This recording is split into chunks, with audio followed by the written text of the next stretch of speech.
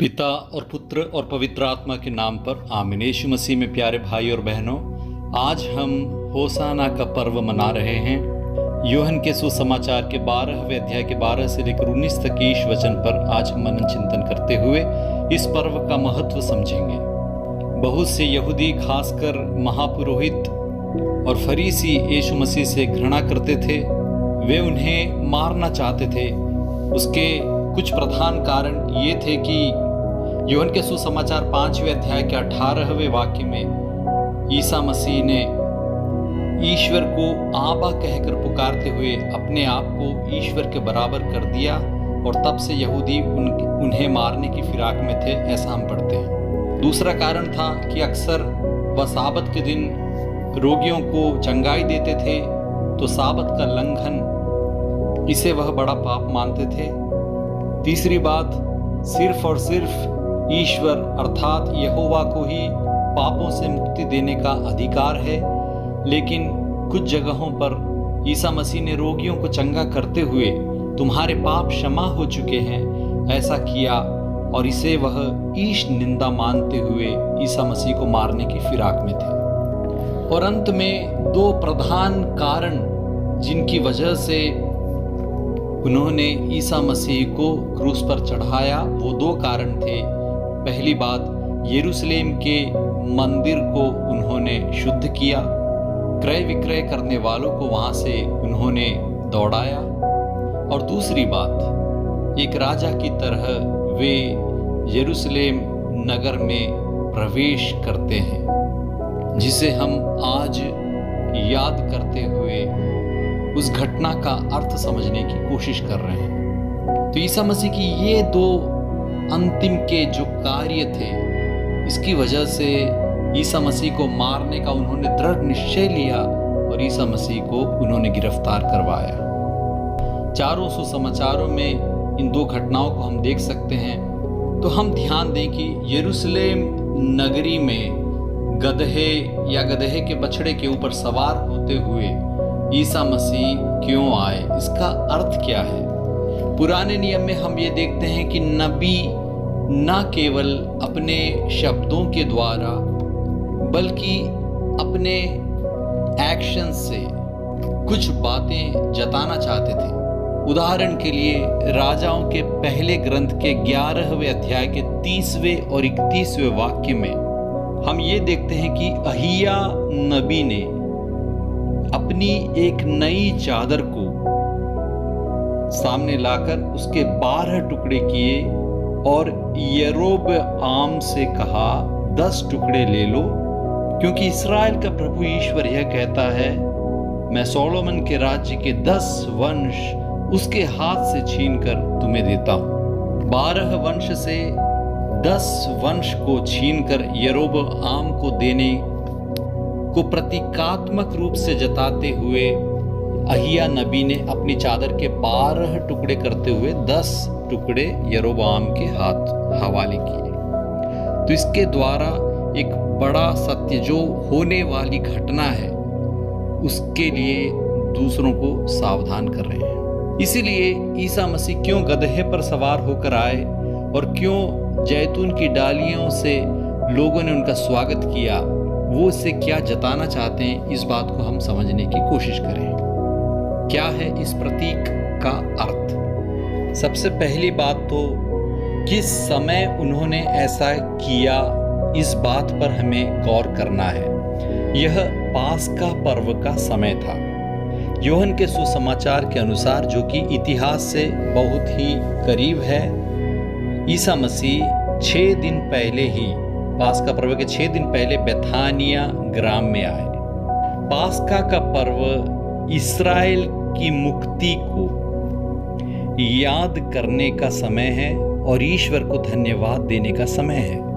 इजिप्त की गुलामी से प्रभु ने अपने बल को दिखाते हुए इस्राएलियों को मुक्ति दिलाई थी 10 महामारियों के द्वारा, और 10वीं महामारी मेमने के रक्त से इस्राएलियों के दरवाजों पर अंकित करते हुए इस्राएल के पहलौठों को प्रभु ने बचाया और इजिप्तियों के पहलौठों को संहार दूत ने मार डाला और इसके द्वारा ही इस्राएलियों को इजिप्ट की गुलामी से मुक्ति प्राप्त हुई। इस घटना को हर साल वह मनाते थे और दुनिया भर के यहूदी जितना भी हो सके यरूशलेम मंदिर में आकर पास्का का पर्व मनाते थे। 5 लाख 10 लाख लोग आया करते थे पहली सदी में। तो हम अंदाजा लगा सकते हैं कि पूरे दुनिया भर के यहूदी जहाँ कहीं भी हो वो सब यरूशलेम में आ रहे हैं और ईसा मसीह सबको दिखाना चाहते हैं कि वे वास्तव में कौन हैं, क्या हैं। जब पास्का पर्व वह हर साल मनाते थे तो हमेशा उनकी याद ताज़ा हो जाती थी और उनकी उम्मीद फिर खिल उठती थी कि मसीहा आएगा, दाऊद का पुत्र आएगा, हमें मुक्ति दिलाएगा और इस्राएल का एक शक्तिशाली राज्य स्थापित करेगा। रोमियों को और हर देशों को पराजित करते हुए पूरी दुनिया भर में इस्राएल राज्य करेगा। प्रभु का प्रतिनिधि बनकर इस्राएल का राजा एक महासाम्राज्य स्थापित करेगा। और इसी उम्मीद से वे यरूशलेम में आकर इकट्ठा होते थे।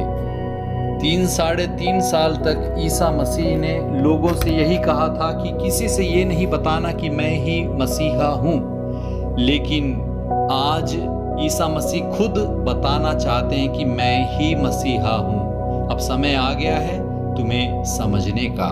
और दूसरी बात जो हमें ध्यान में रखनी है वो ये है कि ईसा मसीह क्यों गदहे पर सवार होकर आ रहे हैं। इसका प्रबंध भी स्वयं ईसा मसीह ने ही किया था। वे शिष्यों को भेजते हैं कि जाओ यहाँ पर जाकर उस व्यक्ति से मांगकर लेके आओ। जकरिया नबी की पुस्तक के 9वें अध्याय के 8वें और 9वें वाक्य में हम ये देखते हैं, सियोन की पुत्री आनंद मना, यरूशलेम की पुत्री जयकार कर, देख तेरे राजा तेरे पास आ रहे हैं। वह न्यायी और विजयी हैं, वह विनम्र हैं, वह गदहे पर, बछड़े पर, गदही के बच्चे पर सवार हैं। गदहे पर सवार होकर ईसा मसीह लोगों की जयकार के बीच में जब यरूशलेम नगर में प्रवेश करते हैं तो इससे हर एक यहूदी को समझ जाना चाहिए कि जकरिया 9:9 यहाँ पर पूर्ण हो रहा है और ईसा मसीह ही वे राजा हैं, विनम्र राजा हैं, विजयी राजा हैं, न्यायी राजा हैं जो गधे पर सवार होकर आ रहे हैं। इस बात को वे लोगों को समझाना चाहते थे। और क्यों गधे पर? क्योंकि जो राजा युद्ध के लिए जाता है वह घोड़े पर सवार होकर जाता है, लेकिन जब राजा गधे पर सवार होकर आता था तो इसका मतलब ये था कि वह अब युद्ध के लिए नहीं आ रहे हैं, शांति का पैगाम लेकर आ रहे हैं। इसलिए उन्हें विजयी राजा या विनम्र राजा कहा गया है। ईसा मसीह युद्ध के लिए नहीं आए हैं, खून के लिए नहीं आए हैं, वे आए हैं हर जगह शांति की स्थापना करने वाले राजा बनकर। और लोगों ने क्यों इस राजा का स्वागत करने के लिए रास्ते पर अपने वस्त्रों को बिछाया और क्यों उनका जयकार किया, इसे समझने के लिए राजाओं के दूसरे ग्रंथ के 9वें अध्याय के 13वें वाक्य को हम पढ़ेंगे। तब हमें समझ आता है कि येहू राजा को स्वागत देने के लिए जब आहाब की मृत्यु हुई तो नए राजा येहू हैं और उनके स्वागत में लोगों ने रास्ते पर अपने अपने वस्त्र उसके पांवों के नीचे सीढ़ियों पर बिछा दिए और सिंगा बजाकर वे चिल्लाने लगे, येहू राजा है, येहू राजा है। तो ये है ईसा मसीह के स्वागत में लोगों के रास्ते पर वस्त्र बिछाने का अर्थ। अब क्यों खजूर की डालियां लेकर राजा का स्वागत किया जा रहा है, इसे समझने के लिए हमें मक्काबियों के पहले ग्रंथ के 13वें अध्याय के 51वें वाक्य को पढ़ना है। वहां पर हम ये देखते हैं कि सिमेयोन राजा का स्वागत करने के लिए लोगों ने हाथ में खजूर की डालियां लिया और सितार, मंजीरा और वीणा बजाते हुए, स्तोत्र और भजन गाते हुए सिमेयोन का स्वागत किया। तो हम समझ सकते हैं कि पुराना नियम पूरी तरह से ईसा मसीह के लिए केंद्रित है। ईसा मसीह पर पूरा ध्यान दिया जा रहा है। ईसा मसीह के आने की तैयारी हम पुराने नियम में देखते हैं और ईसा मसीह में सब कुछ पूर्ण होता है। होसाना शब्द का, वाक्य का अर्थ क्या है? यह एक तरह का जय जयकार है और इसका अर्थ है होसियाना, अर्थात प्रभु मसीहा राजा को भेजकर हमारी रक्षा करें, हमारी रक्षा करें। तो इसीलिए हर पास्का पर्व में यहूदी जब भी होसाना कहते थे तो वह मसीहा का इंतजार करते थे कि मसीहा राजा आकर उन्हें अपने शत्रुओं से मुक्ति दिलाकर इस्राएल का एक राज्य, साम्राज्य स्थापित करेंगे। स्तोत्र ग्रंथ 118 के 25वें वाक्य में हम देखते हैं होसाना का अर्थ प्रभु हमारा उद्धार कर। तो होसाना का अर्थ प्रभु हमारा उद्धार कर ये है। और कौन है जो प्रभु के नाम पर आता है? प्रभु अर्थात यहोवा के नाम पर आने वाला मसीहा है, दाऊद का पुत्र है, अर्थात वह यीशु मसीह है जो प्रभु के नाम पर आए हैं और आने वाले हैं। और ईसा मसीह अपनी सवारी कहाँ से आरंभ करते हैं? वे बेतफगे और बेथानिया गांवों के निकट जैतून नामक पहाड़ के ऊपर से गधे पर सवार होकर जेरूसलेम की ओर प्रवेश करते हैं, क्योंकि जेरूसलेम सियोन पर्वत के ऊपर है और जैतून के पहाड़ से सियोन पर्वत बिल्कुल ही बराबरी पर है। तो इसका अर्थ है वे लाखों लोगों को दिखाना चाहते थे कि वे वास्तव में मसीहा हैं, वास्तव में इस्राएल के मुक्तिदाता हैं, वे एक राजा हैं। अब वे किसी को चुप नहीं करना चाहते। जब लोग उन्हें मसीहा बुलाते हैं तो वो इस बात को स्वीकार करते हैं।